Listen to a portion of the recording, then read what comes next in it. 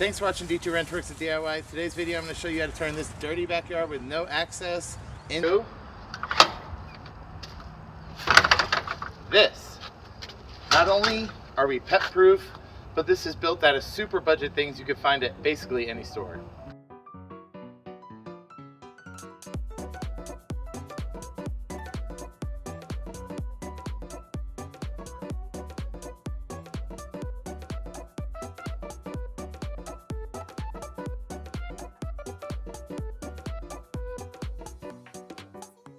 Let's go through a quick materials list on what we're going to need to build our gate and our fencing as well.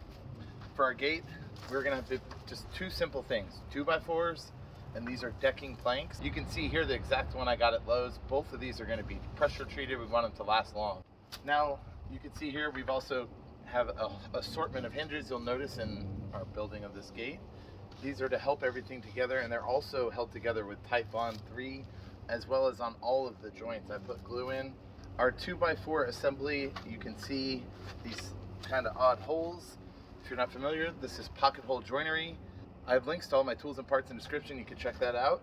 But these are great ways to put together joinery if you're a beginner woodworker, or honestly, if you just need something good and strong like this. Now for our pet-proof part, this is 4 foot tall rolled and welded wire fencing. It comes, as it says in the name, in a big old roll.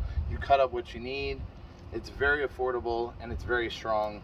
Totally pet proof. First thing I need to do is cut the framing of our gate out, so I am making it 36-inch vertical posts, 48-inch horizontal posts, and that will make a 4x4 gate. For the pocket hole screws, we are using a 2.5-inch long blue coated Craig screw, which is going to keep it super strong for outdoor use. The frame goes together really fast here. We are only putting pocket holes in 4 corners of the vertical post, so 8 total.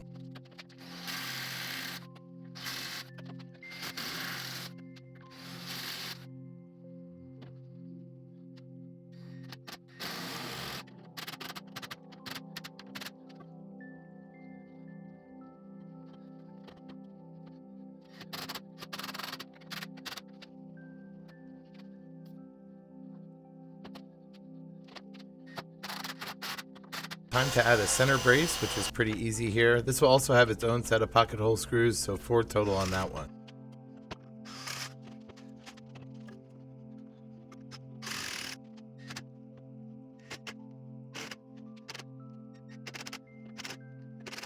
Now to make this thing crazy strong, carefully place your brackets into the corners between the pocket hole screws and kind of away from the edge. Cover it all in glue. The Type Bond 3 is going to make this unstoppable.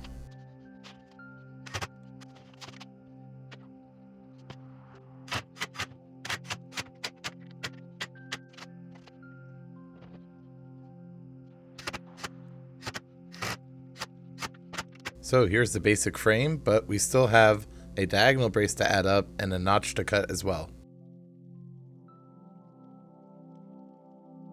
Now for perhaps the most important part, the diagonal brace. This is going to give you incredible strength. You have to cut 2 45s on one end, and I chose to just cut a normal 45 for the top. Make sure you put this in the correct position as well. You want the top of the brace to be pointed towards the opening of the gate. Now we set our saw to 1-inch thick cuts. We want to make a bazillion cuts in here to make a nice clean notch. I like to make 2 different diagonal cuts as well as multiple verticals. You could see here I made tons of cuts inside the notch. And this way they all intersect, and you can just reach in with your hand and rip out everything, and the notch will be perfectly clean. If you don't feel like using math, I don't blame you. This is a big project. I just traced it, and then you will double cut your 45s that we originally cut. They'll be about a 1/2 inch too long. I'm going to use T-braces to tie this down, as well as glue, of course. But just to make sure everything looks good and all, I'm gonna go ahead and dry fit this up. And of course it looks good. So now we're ready to go and put it all together.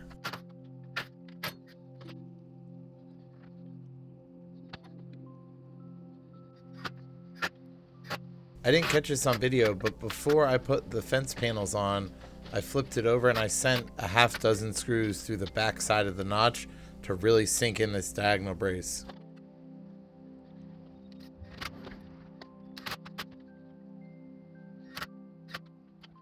Alright, looks awesome. We are finally starting to look like a gate instead of a pile of 2x4s. It's very strong, but also a little heavy.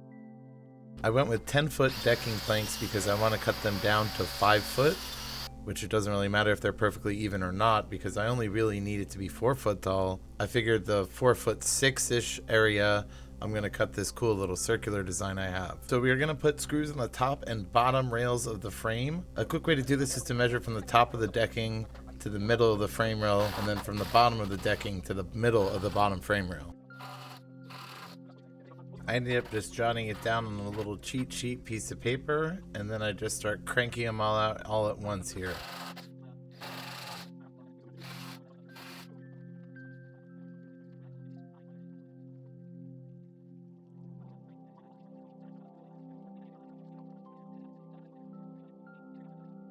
A small pro tip is to just barely press your countersink into there. We don't want to go much thicker than the actual screw head. This will prevent any board cracking, make it last longer. And I do one quick measurement as well. We're going 4 foot on every single board in the middle area where they're touching and on the very outside edge pieces to make sure I can cut my little design. Now as we screw these down, we want to make sure that we have some sort of way to space them nice and evenly. You may be able to get away with using your speed square as a spacer and it makes a great one. However, I got a few boards in and I started to realize, oh wow, this isn't actually wide enough. So I cut down a small piece of wood just under a 1/2 inch, actually measured a 1/2 inch and cut on the wrong side. It's just the thickness of a saw blade thinner than a 1/2 inch basically, and that spacer worked flawlessly. All of our boards are lined up at the 4 foot mark we put in earlier. This is going to be our end radius. We're going to use, I used a steel brake line, you could use rope, a small brad, you want to hammer that in the middle. You want to use the vice grips to clamp that down onto your brad nail. And I just basically do a test run to see where the radius is going to be at the 4 foot mark on each end. It looks like a pretty good marking, and then I just go ahead and finalize it in pen basically. Now there's nothing left to do, just follow your marks and cut it all out with a jigsaw. Oh, by the way, now's a great time to tell you that Forenza behind me is a series I'm doing you should check out. If you like cool budget cars, I'm doing a head gasket replacement, plus more. It only has 99,000 miles, but it's getting a lot of work.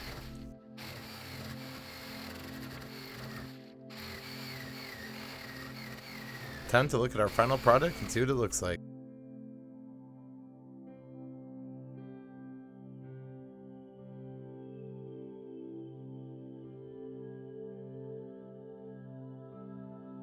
It works. Hey. Okay.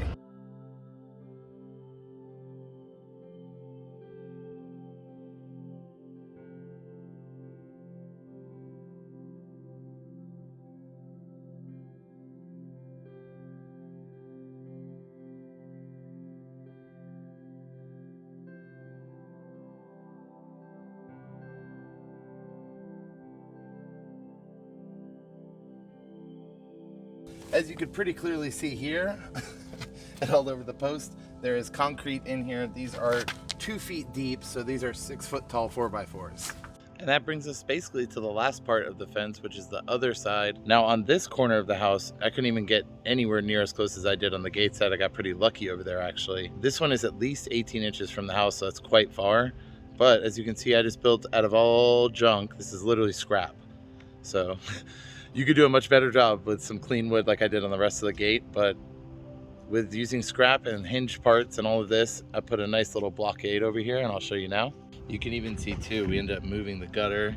I just got a nice turn piece of 45 off of Amazon, very cheap. It was like $5 or $6. And I even cut 2x4 in half here for the filler piece because I just had a little bit more to gap it, but I mean, it closes off the house completely. There's literally no way to get in or out, as you can see. And using 45-degree angle cuts, I was able to nail them to this post. And I even actually, kind of my own Pockeroo style, using a pilot hole drill, was able to access it to the fence railing and really, really make it strong. As you can see, it's actually very strong. And obviously these are our leftover gate brackets as well. Now, as you can see here, we have some very heavy duty hinges on here. This is actually, I think, supposed to be for like a double gate with a much larger setup that would probably take the whole width of this.